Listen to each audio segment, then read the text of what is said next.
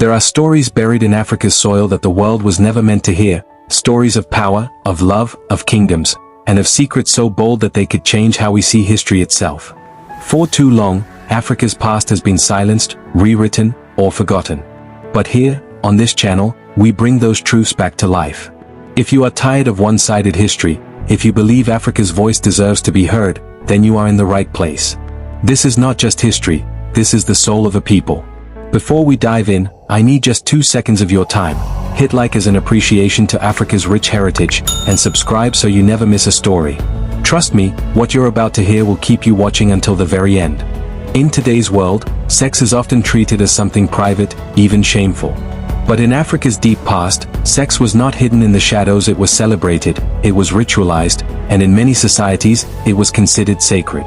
Across pre-colonial Africa, sexuality was tied to fertility, spirituality, and the survival of the community. This was not pornography.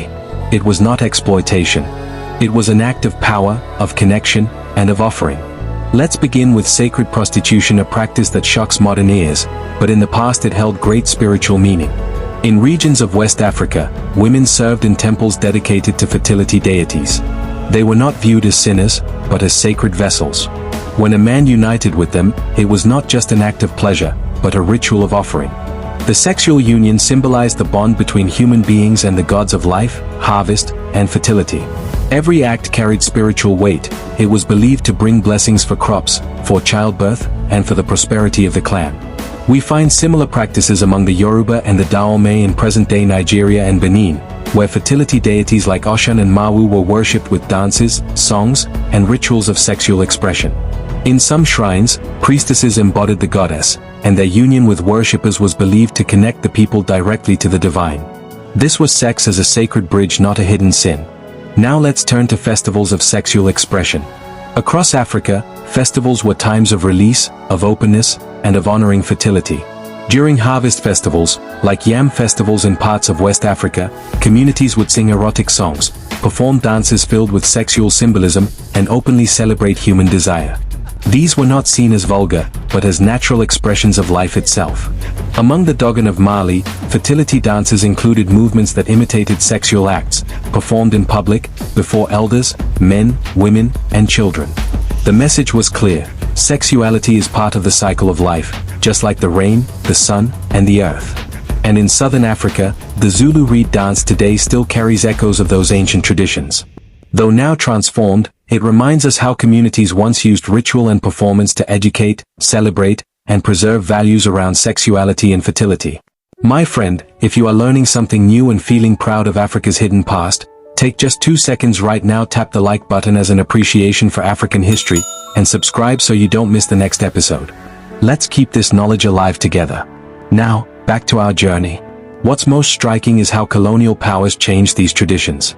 Missionaries and colonizers labeled them sinful, immoral, and barbaric. But what they never told the world is that these practices were not about lust. They were about balance between men and women, between humans and nature, between the physical and the spiritual. By silencing these traditions, colonization didn't just erase sexual rituals.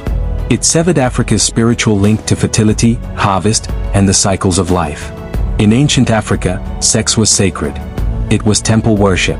It was festival celebration. It was life itself. Sex in Africa was not shameful, but sacred, woven into temples, rituals, and festivals. But the story goes further.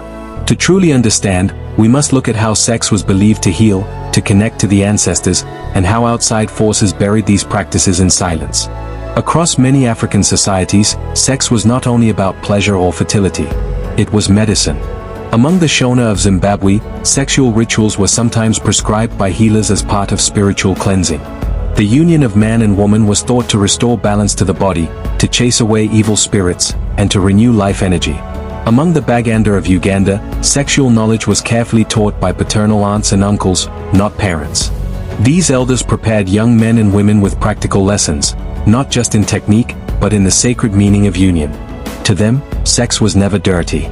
It was a channel of life force, essential to health, family, and society. And in West Africa, especially among the Yoruba and Daomey, priestesses and priests carried out rituals that symbolized union with the divine. These were not acts of lust, but sacred duties, binding the living to the gods and to their ancestors. When a man lay with a temple priestess, he was believed to commune with the spirit of Oshan, goddess of fertility and life. Let's also look at festivals again, this time, from the lens of healing and community. Among the Dogon of Mali, sexual symbolism in dances was not only celebration, but teaching. It reminded the community of the connection between birth, death, and renewal. It was both performance and education, ensuring that sexuality was never divorced from spirituality. If you are still watching and discovering the hidden truths of Africa's history, take one moment, just one, to like this video as a way of honoring Africa's heritage.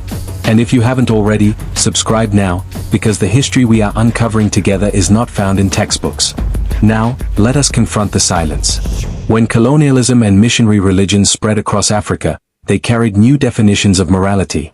Practices that had been honored for centuries, sacred sex, fertility rituals, sexual dances, were condemned as sinful, pagan, or obscene.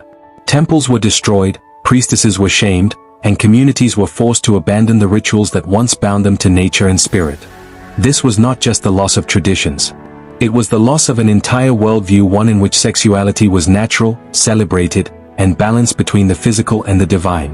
In its place, shame was introduced. Silence replaced openness. The sacred became taboo. But history does not disappear. Fragments of these traditions still survive in the reed dances of southern Africa, in fertility festivals across West Africa, in the whispered teachings of elders to the next generation. And today, as we retell these stories, we are not promoting lust or scandal. We are restoring knowledge. We are reclaiming Africa's place in world history, a place where sex was not just about bodies, but about spirit, healing, and survival. So when you hear someone call African traditions primitive or immoral, remember this truth. Long before the world divided sex into shame and secrecy, Africa had already declared it sacred. This is the history that was buried. And this is the history we will continue to bring back to life together. If you watched to this extent, thank you, comment your opinion and please subscribe to encourage me to keep posting.